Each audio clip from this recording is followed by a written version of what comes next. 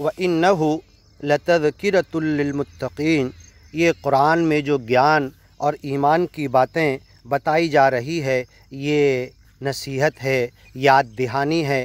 کلا انہا تذکرہ، ذکریٰ للبشر، سارے انسانوں کے لیے، قیامت تک کے آنے والے مانو جاتی کے لیے، انسانوں کی نسل کے لیے، ہر ایک کے لیے یہ سچے گیان اور ایمان کی باتیں یاد دہانی ہیں۔ سب کو اس ایک سچے مالک کی وڑک کی طرف، اس کی یاد کی طرف، اس کے گیان اور ایمان کی طرف آ جانا چاہیے۔ للمتقین، جو اس دنیا میں دنیا کے دھوکے سے بچیں گے، مایا سے بچیں گے، دنیا کو اس کے حاصل کرنے کے لیے اس کے پیچھے نہیں پڑیں گے، جو دنیا کی برائیوں سے اپنے آپ کو بچائیں گے اور قیامت کے دن، حساب کتاب کے دن سچے مالک اللہ کے پکڑ سے بچیں گے، ان کے لیے یہ قرآن کی گیان اور ایمان کی باتیں نصیحت ہے، یاد دہانی ہے۔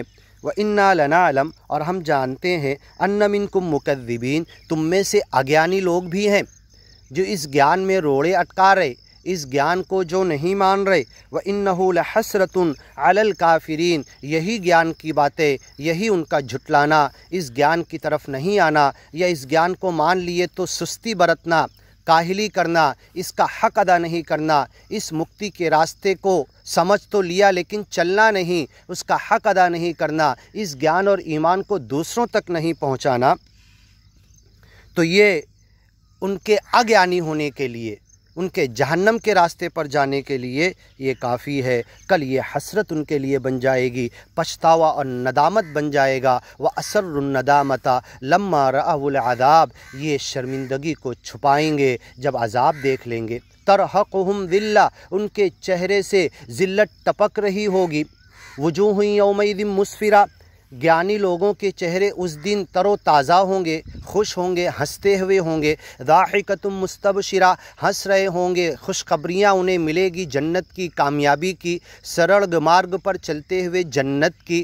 ووجوہ یومئذ علیہا غبرہ ترہقہا قطرہ، کچھ چہرے تو ایسے ہوں گے جن کے اوپر ہوائیاں اڑ رہی ہوگی، پچھتا رہے ہوں گے، یا لیتنی یا ویلتا، کاش میں نے، یا لیتنی لم اتخذ فلانا خلیلا، میں نے فلاں کو اپنا دوست نہ بنایا ہوتا۔ یا لیتنا اطعنا اللہ و اطعنا الرسول، کاش ہم اللہ اور اس کے رسول کی اطاعت کیے ہوتے۔ یا لیتنا اطعنا اللہ و اطعنا الرسول انا اطعنا سادتنا و کبراءنا، ہم نے اللہ کی اور اس کے رسول کی اطاعت چھوڑ کر ہمارے دینی اور دنیاوی بڑوں کے پیچھے چلے۔ سورہ احزاب میں صاف اللہ کہتا ہے یوم تقلب وجوہہم فی النار، ان کے چہرے آگ میں الٹ پھیر کیے جائیں گے، جیسے برائلر میں کوئلہ آگ بھڑکانے کے لیے کوئی چیز ڈال کے ہلایا جاتا ہے، ویسے ہی تو اس دن پچھتا کر کہیں گے انا اطعنا سادتنا و کبراءنا، ہم نے بڑی بنیادوں کو چھوڑ کر، قرآن کی باتوں کو چھوڑ کر، ثابت شدہ صحیح حدیثوں کو چھوڑ کر، صحابہ تابعین تبع تابعین کے قضیات، سیرت کے واقعات، آثار کو چھوڑ کر ہم دوسرے لوگوں کی دنیاوی دینی بڑے رہنماؤں کے پیچھے ہم چلے اور یہاں پر آج پہنچ گئے۔ یا لیتنی لم اتخذ فلانا خلیلا، دنیا میں ہم نے فلاں کو اپنا دوست نہ بنایا ہوتا، یہ ہے حسرت۔ وَإِنَّهُ لَحَسْرَةٌ عَلَى الْكَافِرِينَ، یہ کافروں کے لیے حسرت ہوگی اور ان لوگوں کے لیے بھی حسرت ہوگی جو ایمان تو لے آئے، او کسبت فی ایمانہا خیرا لم تکن آمنت من قبل، جو ایمان نہیں لائے ان کے لیے تو حسرت ہوگی، اور جو ایمان لائے او کسبت فی ایمانہا خیرا، اپنے ایمان میں کوئی بھلائی نہیں کمائے، ان کے لیے بھی حسرت ہوگی۔ وَإِنَّهُ لَحَقُّ الْيَقِينَ، یہ یقینی حق ہے، یہ ہونے والا ہے، یہ سب کچھ ہو کر رہے گا قیامت کے دن۔ فَسَبِّحْ بِاسْمِ رَبِّكَ الْعَظِيمِ، تم اپنے عظمت والے رب کی تسبیح کرو، بڑائی کرو۔ سبحان ربی العظیم، نماز میں جو ہم تسبیح پڑھتے اسی کا جواب ہے، پاکی ہو، بڑائی ہو، ہر عیب سے پاک ہے، تسبیح ہو اس رب کی جو عظمت والا ہے۔ سبح اسم ربک الاعلی، سورہ غاشیہ کے شروع میں اللہ نے کہا اپنے بلند رب کی تسبیح کرو، اسی کا جواب ہم نماز میں دیتے ہیں، سبحان ربی الاعلی۔ وہ رب بے عیب ہے، پاک ہے، اس کی تسبیح ہو جو بلند ہے۔